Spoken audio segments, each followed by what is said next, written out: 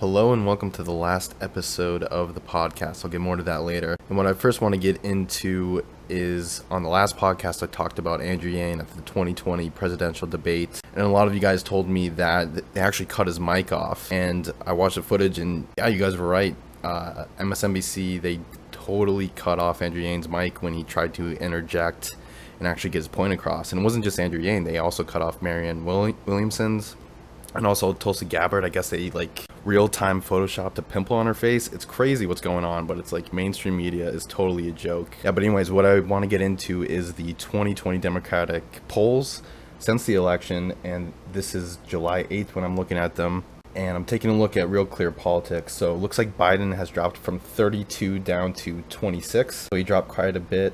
The biggest winner is Kamala Harris. She's now in second right now at 15.2%. Sanders in third at 14%. He dropped a little bit. Warren has spiked up a little bit as well, and she's right close to Sanders at 13.8%. And then Buttigieg at 5.2%. He dropped a little bit. O'Rourke at 2.4%. Booker at 2.2%. Castro at 1.4%. Gabbard at 1.0%. Klobuchar at 1.0%. Yang at 0.8%. So I guess Yang dropped a little bit as well. And I guess Gabbard went up a little bit. So let me look at some of the polls. So I guess Yang dropped because there was an ABC News Washington Post poll that had him at 0%. So that's why the average of the last 5 polls, he dropped a little bit. But Sanders has dropped a little bit, and Kamala Harris is now second. I don't know if that's going to hold. She had a great debate performance. I was listening to David Pakman, and apparently he was saying that statistically, whoever is the front runner at the end of July, so basically in the next 2 to 3 weeks, statistically is usually the one who wins the nomination, right, for their party. So sometimes it is the second or third person, but usually it's the front runner. You know, people that are in the top 3 are most likely going to be winning. In 2016, Trump, at the beginning of July, he was like at 5%, but then he skyrocketed to the front by the end of July. And I thought that was interesting. So the next 2 to 3 weeks, I guess, could be the most important out of the entire race.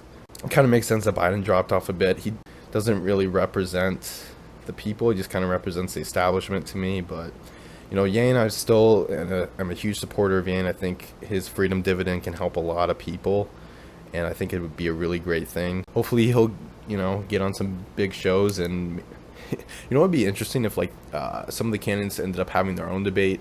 But I don't know how that would work if it was like a Tulsi Gabbard, Andrew Yang, Marianne Williamson, just some of the middle tier candidates had it. I think that'd be pretty interesting to see. But yeah, I think that's it with the 2020 election. Definitely excited for the debate coming up at the end of July. Hopefully Andrew Yang can get on some talk shows. Maybe he could go back on something like Joe Rogan and kind of make his case again or something. Or maybe it's like Tulsi Gabbard and Andrew Yang can go on Joe Rogan and just kind of have an epic debate or something.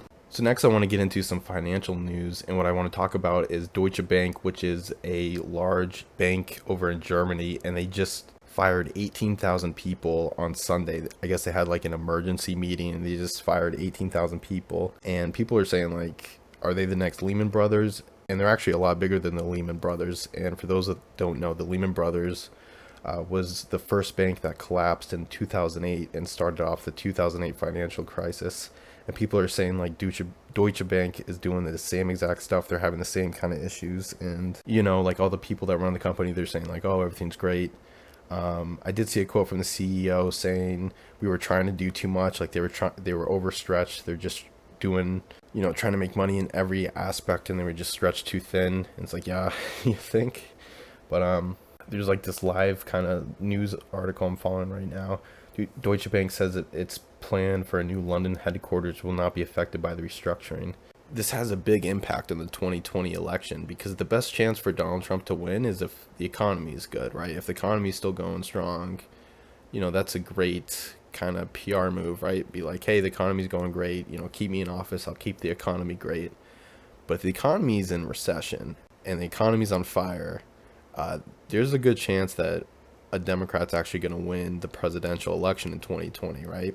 Especially one that's offering a bunch of freebies, like either free college, free Medicare, or the freedom dividend of $1,000 a month, because people are going to be hey, Trump, you were taking all the credit for the good economy, but now the economy's in the trash. So, people are easily going to be able to blame him because he was accepting credit for the great economy. And people that I follow, like Peter Schiff and other people on YouTube, they're all predicting that like we are going to have a crash before 2020 because this has been the longest bull market. It's been 10 years now, since 2008, that we've been in a bull positive financial market. I think it's the longest in history of the United States. So it's like this is going to crash sometime soon, and everyone's predicting it's going to happen. Might even happen by the end of the year, but people are saying for sure by 2020. I mean, it's not a guarantee it'll happen by 2020, but that's the best case for someone like Andrew Yang or any Democrat to win, is if the economy does go down, which it does look like is happening, especially with Deutsche Bank laying off 18,000 people, that's a lot of people. On like an emergency meeting yesterday, it's a big sign that the economy is going down.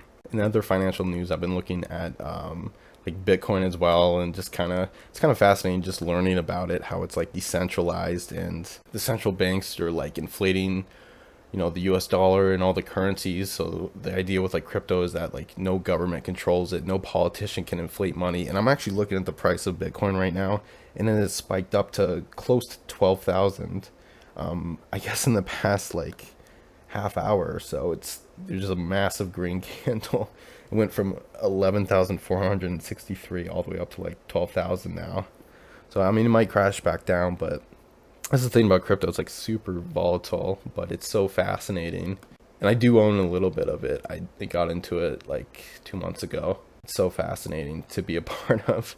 But it's also cool just from like a, store of value, and like that it's decentralized.